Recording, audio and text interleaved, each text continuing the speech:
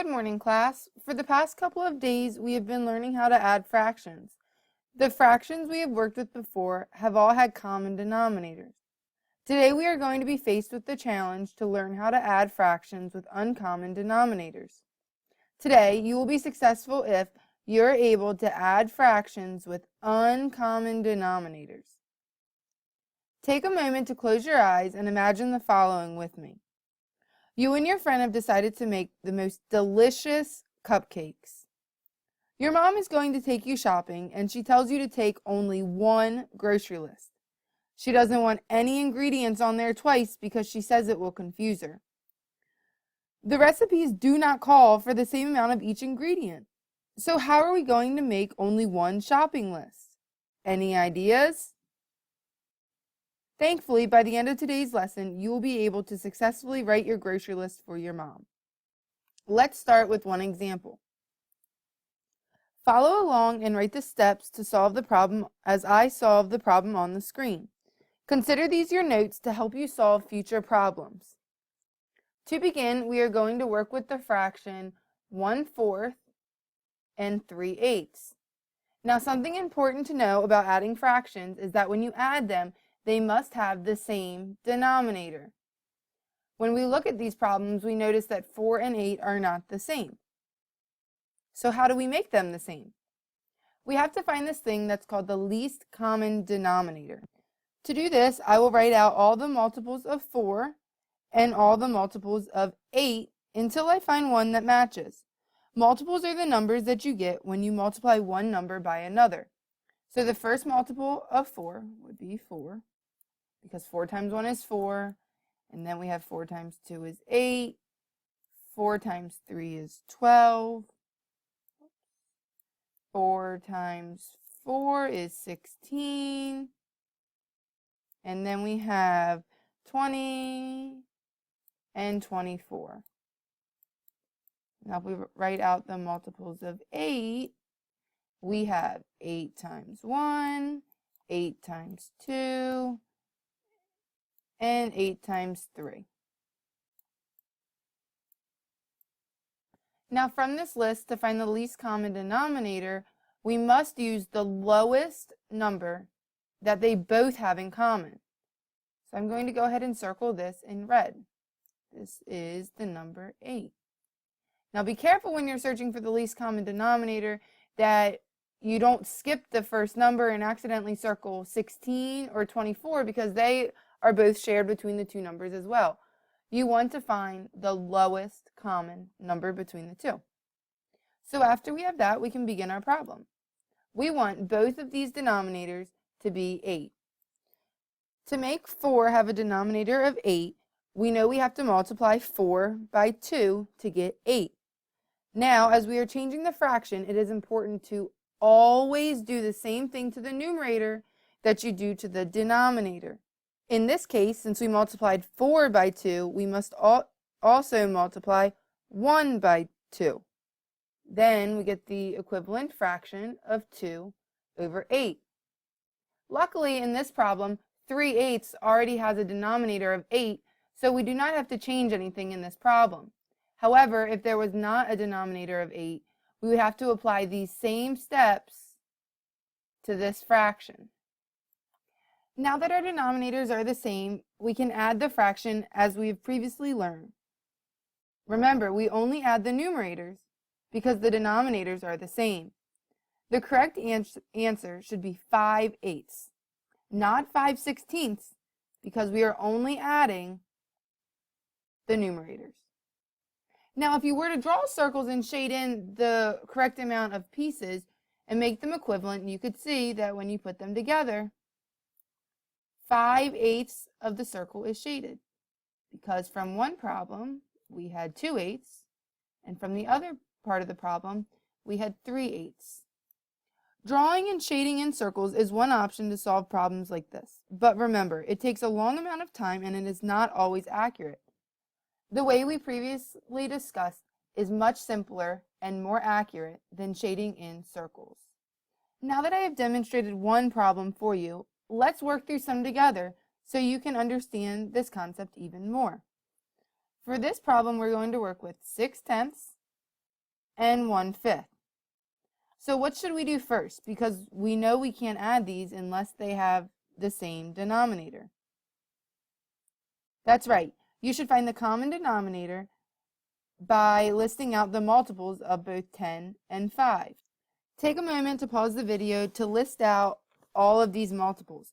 Remember to circle the lowest common denominator. Did you get 10 as the least common denominator? Now we must take the proper steps to change the numerators so both fractions have common denominators. Take a moment once again to pause the video and complete this step. Did you get 6/10 and 2/10? You may have tried to change 6/10 into another fraction, but 10 times 1 is 10, just as in our example problem. So we do not have to change the fraction 6/10. We only have to change 1/5 to make them equivalent fractions. So you should have multiplied 5 by 2 to get 10. And then remember, you have to do the same thing to your numerator. So we multiply 1 by 2 to get 2/10. Now the fractions have common denominators. From last week's lesson and today's lesson, we should know how to add fractions that have the same denominator. Take a moment to pause the video and add these fractions to get the final answer.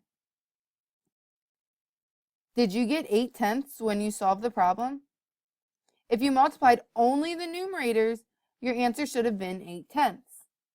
Now, when you have a fraction and the numerator and denominator are both divisible, that means they can be divided by the same number, you can divide them and reduce your fraction to lowest terms. So if you wanted to, you could have divided 8 by 2 to get 4 and 10 by 2 to get 5. Either answer is acceptable. They are both the correct answer. 4/5 is the simplified version of 8/10. For our next problem, we are going to work with the fractions 2/5 and 1/3. Now that we have had a little bit of practice, I'm going to step back and let you do a little bit more of the solving on your own.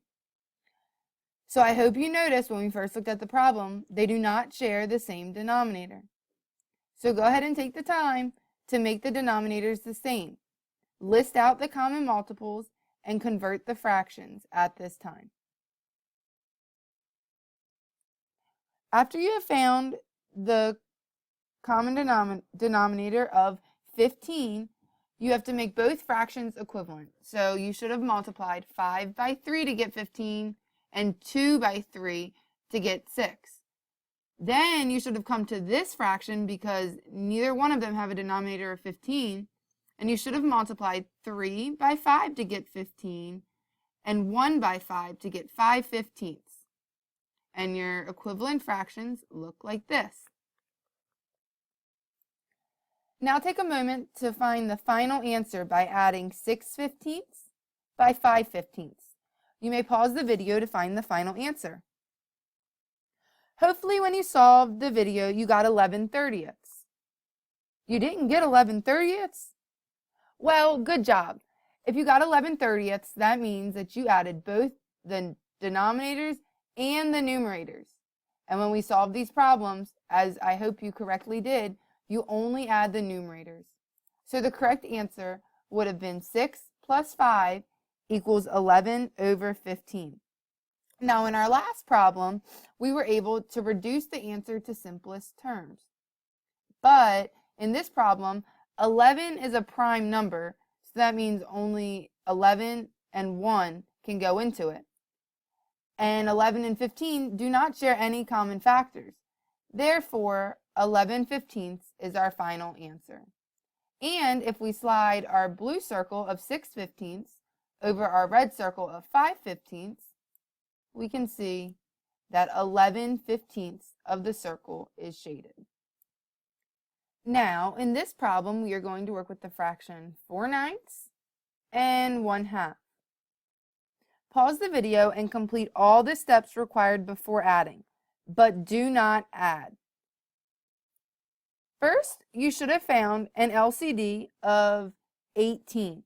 Now, LCD is what you will hear people use to abbreviate the least common denominator. So you should have listed out all the multiples of 9 and all the multiples of 2, and found that 18 was the least common denominator because that was the lowest number they shared in common. Then you should have converted your fractions to get 8/19 and 9/19 by multiplying both the numerator and the denominators by the same numbers. We know that 9 times 2 gave us 18, so we had to do the same thing to the numerator. Same thing over here. We knew that 2 times 9 gave us 18, so we had to multiply 1 by 9 to make the fractions equivalent. Now, take a moment and predict what our final answer could be without solving. When we slide these circles over top each other, we can see that the blue 8/18 circle and the red 9/18 circle only leave one tiny section left in our circle. So go ahead now and take the time to pause the video and write out the math to solve and add these two fractions together. Does your answer match what is shown on the screen? Did you get 17/18? 8 plus 9 is 17, and we leave the denominator the same. You may have also predicted this because when we slid these circles over each other, only one section was left out of 18. So that showed us that our answer was going to be 17/18. Now, in similar problems, these numbers are not divisible by any common numbers, so this is our final answer. I hope you have just a little bit more room left on your notebook paper, because before I send you on your own, we're going to do one last problem. In this problem, we're going to work with the fractions 2/4 and 3/6. By now, it might be quite easy for you to think of all the multiples of 4 and 6 in your head and to find the lowest number that they have in common. But it is important to always write the multiples out, because it's very easy to skip a number and not find the correct least common denominator. So take a moment to pause the video and list all the multiples of 4 and all the multiples of 6. Did you find that the least common denominator is 2? No? Well, good job. The correct LCD cannot be 2. Both numbers are divisible by 2. 4 can be divided by 2 and 6 can be divided by 2. But they are not multiples of 2. This time you had to write several numbers until you could find the least common denominator. You should have gotten 12. So now that you know that 4 times 3 gave you 12 and 6 times 2 gave you 12, go ahead and convert these two fractions into equivalent fractions. Hopefully you realize that you had to do the same thing to the denominator and the numerator together. So we multiplied 2 by 3 and 4 by 3 to get 6/12, and we multiplied 6 by 2 and 3 by 2 to get 6/12. Wait a minute. Both of the equivalent fractions gave us 6/12. Can you make any predictions about what our final answer might be then? With keeping these predictions in mind, go ahead and take a moment to pause the video to solve the problem and get our final answer. When you solved, you should have gotten that 6 plus 6 is 12, so you got 12/12. Now, since 12 and 12 are both divisible by 12, you get a final answer of 1/1 if you tried to reduce it to lowest terms. Or you could just write this as 1, because 6/12 of the blue circle and 6/12 of the red circle equal one whole shaded circle. When working with fractions, whenever the numerator and the denominator are the exact same number, your answer will always be 1. Now, this concludes our lesson from today. Using what you have learned today, pick up a Cooking with Fractions worksheet out of the math bin. It should look like this. Help make the shopping trip easier for your mom. Add the similar ingredients from both recipes to make one shopping list for her. Take the time to show your work down here and complete all the steps. When you are done, place this worksheet in my inbox. If there is still time left, visit the challenge folder for an extra assignment and extra credit. Thanks for listening.